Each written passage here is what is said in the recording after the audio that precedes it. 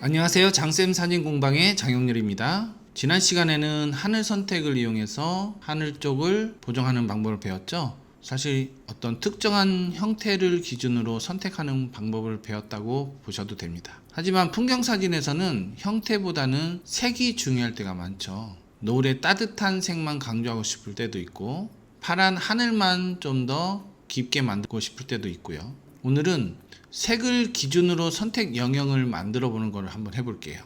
그 선택 영역을 이용해서 보정해 보도록 하겠습니다. 첫 번째로 노을 부분을 먼저 보정해 볼게요. 메뉴로 갈게요. 선택에 가서 이번에는 색상 범위라는 메뉴를 실행하도록 하겠습니다. 대화창을 좀 옮겨 놓고요. 스포이드로 노을 쪽을 이렇게 클릭을 해 볼게요. 그러면 이 색상과 비슷한 색상들을 같이 선택해 줍니다. 허용량을 줄이면 선택한 부분에서 범위가 좀 줄어들고요. 허용량을 키우면 키울수록 선택한 색상과 비슷한 색상들을 많이 표시해 줍니다.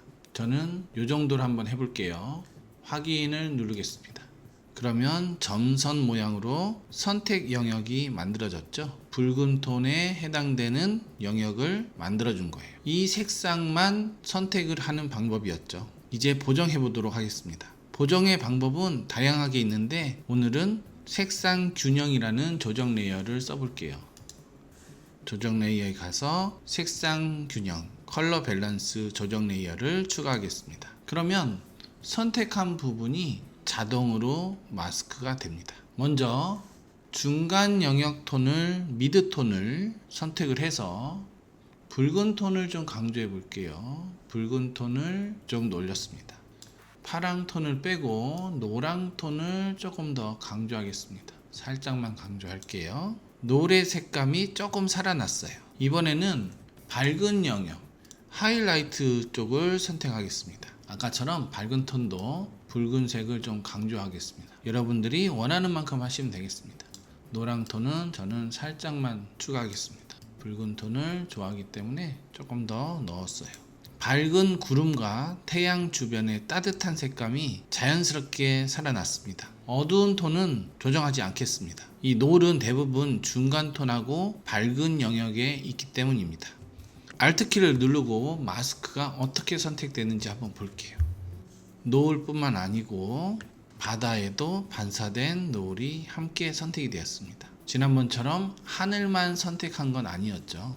색상 범위의 수치에 따라서 색을 선택했기 때문에 특정한 형태가 아닌 색을 선택할 수 있었습니다. 다시 원위치로 Alt를 누르고 마스크를 클릭하겠습니다. 이번에는 파란 하늘을 선택해 볼까요? 다시 배경 레이어를 선택을 하시고 툴바에서 네 번째 보시면 자동 선택 도구라는 게 있습니다. 매직 원더 툴이라고 영문 버전에는 써 있습니다. 자동 선택 툴을 선택을 하고 여기서 옵션 바에서 허용치를 잘 선택을 해야 됩니다. 허용치는 클릭한 색과 얼마나 비슷한 색까지 같은 색으로 인정할 것이냐를 결정하는 것입니다.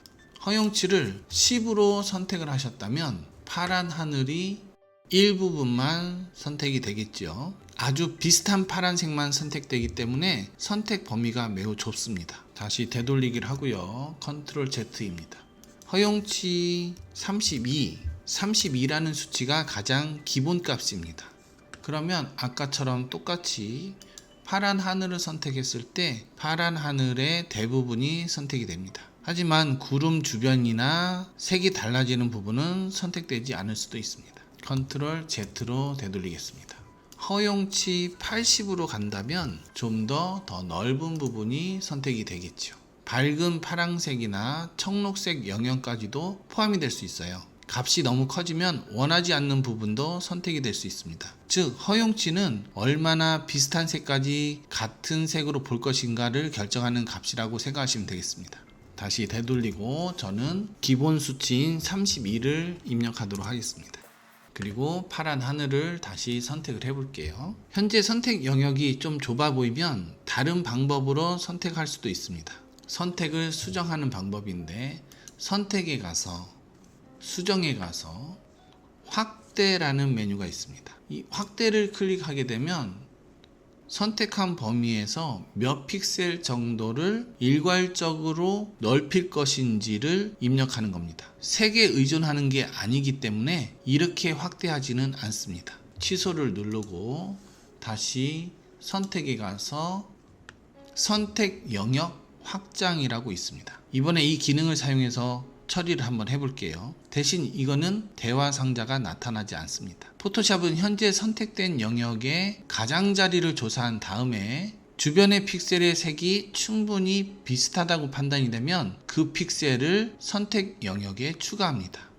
조금 더 넓어졌죠. 이거를 반복할 수 있어요. 선택에 가서 다시 선택 영역 확장이라고 클릭을 좀 해볼게요. 그러면 좀 더 넓혀졌습니다. 이미 선택된 영역과 연결되어 있으면서 비슷한 색을 가진 영역을 계속 확장해 나가는 방식입니다. 그리고 여기서 비슷한 색의 기준은 자동 선택 도구의 옵션 바에 허용치의 값을 그대로 적용한다고 생각하시면 되겠습니다. 그래서 선택 영역 확장은 몇 픽셀을 넓히는 기능이 아니고 비슷한 색을 가진 인접 영역을 성장시키는 기능이다 라고 이해하시면 되겠어요. 이번에는 선택에 가서 유사 영역 선택이라는 부분이 있습니다. 선택 영역 확장은 현재 선택된 영역과 연결된 부분만 확장한다면 유사 영역 선택은 이미지 전체에서 비슷한 색을 찾아서 선택해 준다 라고 생각하시면 됩니다. 멀리 떨어져 있는 바다나 다른 영역까지 함께 선택될 수도 있습니다. 클릭 한번 해보겠습니다. 파랑색이라고 생각되는 영역까지 전부 선택이 됐습니다. 이제 영역이 선택됐기 때문에 보정을 해보도록 하겠습니다. 조정 레이어 패널에 가서 색상 및 활기를 선택해 보도록 하겠습니다. 파란 하늘을 강조하기 위해서 생동감, 활기를 좀 넣어 줄게요. 이 정도 넣도록 하겠습니다. 채도도 살짝 올리셔도 좋습니다. 파란 하늘의 색이 좀 더 자연스럽게 살아난 듯 합니다. 자동 선택 도구는 비교적 경계선이 또렷하게 나타나는 경우가 많아요. 부드러운 경계선보다는 딱 떨어지는 경계선이 많다 보니 경계선을 좀 더 부드럽게 해볼 필요가 있습니다. 다시 Alt를 누르고 마스크를 클릭해서 마스크를 더블 클릭하면 속성이라는 패널이 생기는데 여기서 패더 값을 올려서 경계선을 부드럽게 해주겠습니다. 이렇게 하면 하늘과 구름이 좀 더 자연스럽게 연결이 됩니다. 마스크 내용을 한번 더 볼게요. 변경 후입니다. 변경 전입니다. 좀 더 구름과 하늘이 경계선이 부드럽게 수정되었습니다. 오늘 우리는 노을을 보정한 것이 아닙니다. 노을 색을 선택한 것입니다. 하늘을 보정한 것도 아닙니다. 하늘 색을 선택한 것이죠. 풍경사진 보정은 원하는 색을 선택 영역으로 얼마나 잘 불러오느냐의 문제입니다. 그리고 그 선택을 위해서 색상 범위, 또 자동 선택 도구, 선택 영역 확장, 유사 영역, 마스크 패더 이런 기능들을 상황에 맞게 잘 활용하시면 좋겠습니다.